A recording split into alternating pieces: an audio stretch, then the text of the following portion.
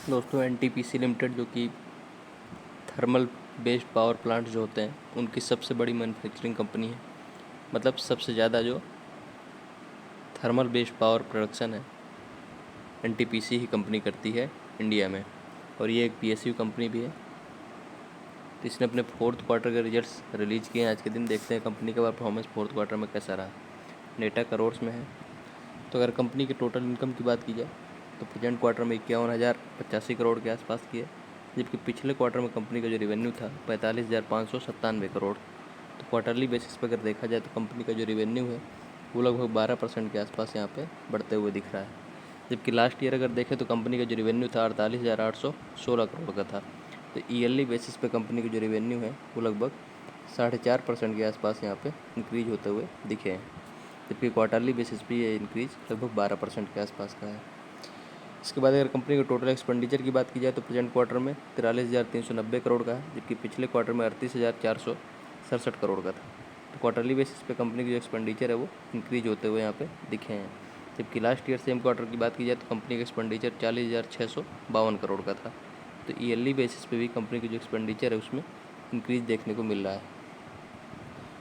इसके बाद अगर कंपनी के नेट प्रॉफिट यानी प्रॉफिट आफ्टर टैक्स की बात की जाए तो कंपनी का जो नेट प्रॉफिट प्रेजेंट क्वार्टर में है वो 7,897 करोड़ का है, क्योंकि पिछले क्वार्टर में 5,169 करोड़ का कंपनी ने प्रॉफिट जनरेट किया था। तो क्वार्टरली बेसिस पे जो कंपनी का प्रॉफिट है वो लगभग 53% के आसपास यहाँ पे जंप होते हुए दिखे हैं। जबकि लास्ट ईयर सेम क्वार्टर में देखें तो कंपनी का प्रॉफिट 6,490 करोड़ का था। तो ईयरली बेसिस पे कंपनी का प्रॉफिट लगभग यहाँ पे 22% के आसपास बढ़ते हुए दिख रहे हैं। इसके बाद अगर देखा जाए कंपनी के अर्निंग्स पर शेयर ईपीएस तो प्रेजेंट क्वार्टर में 7.85 का है, जबकि पिछले क्वार्टर में 5.22 का था, और लास्ट ईयर सेम क्वार्टर में कंपनी का ईपीएस अर्निंग्स पर शेयर 6.36 का था। तो क्वार्टरली और ईयरली दोनों बेसिस पे कंपनी के ईपीएस प्रॉफिट की तरह ही यहाँ पे इंक्रीज होते हुए दिख रहे हैं। इसके बाद अगर कंपनी के असेट्स की बात की जाए तो प्रॉपर्टी प्लांट एंड इक्विपमेंट में जो इनका असेट है वो ईयरली बेसिस पे यहाँ पे इंक्रीज होते हुए दिखा है। पिछले साल कंपनी के जो असेट्स था वो 2,58,000 करोड़ के आसपास था, जो अभी इंक्रीज होकर 2,70,000 करोड़ के आसपास का हो गया है। काफ़ी अच्छे मार्जिन से यहाँ पे जंप होते हुए दिखा है, लगभग 5 से 6% के आसपास ईयरली बेसिस पे जो कंपनी के असेट्स है वो इंक्रीज होते हुए दिखे हैं। इसके बाद जो कंपनी के इन्वेस्टमेंट्स हैं वो यहाँ पर डिक्रीज हुए हैं। देखिए पिछले साल जो है 703 करोड़ का इन्वेस्टमेंट था, इस साल डिक्रीज होकर 630 करोड़ के आसपास का इन्वेस्टमेंट बचा है कंपनी का। कैपिटल वर्क इन प्रोग्रेस ये भी देखिए ईयरली बेसिस पे इंक्रीज होते हुए दिखा है। पिछले साल 87,000 करोड़ के आसपास था, अभी 1,00,000 करोड़ के आसपास का जो है इनका कैपिटल वर्क इन प्रोग्रेस हो गया है।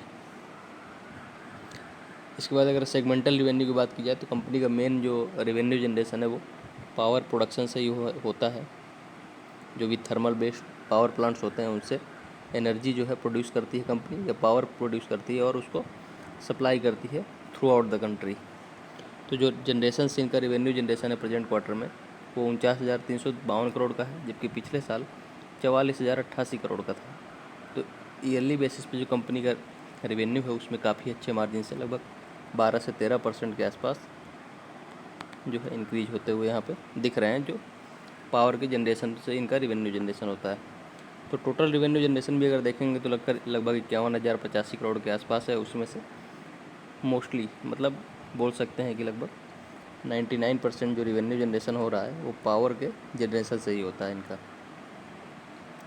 अदर रेवेन्यू में अनएलोकेटेड बहुत कम है, इंटर सेगमेंट उससे भी काफ़ी कम रेवेन्यू जनरेट होता है। मतलब मेनली इनका 99% का रेवेन्यू जनरेशन जो है पावर के जनरेशन से ही होता है, जो कि thermal power plant based company जो है पावर जनरेट करती है, उसी से इनका मेन रेवेन्यू आता है।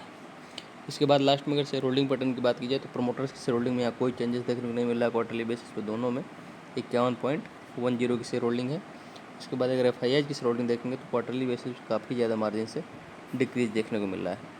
पिछले क्वार्टर में एफआईआई की शेयर होल्डिंग 18.20% की थी, अभी डिक्रीज होकर 17.79% हो गई है।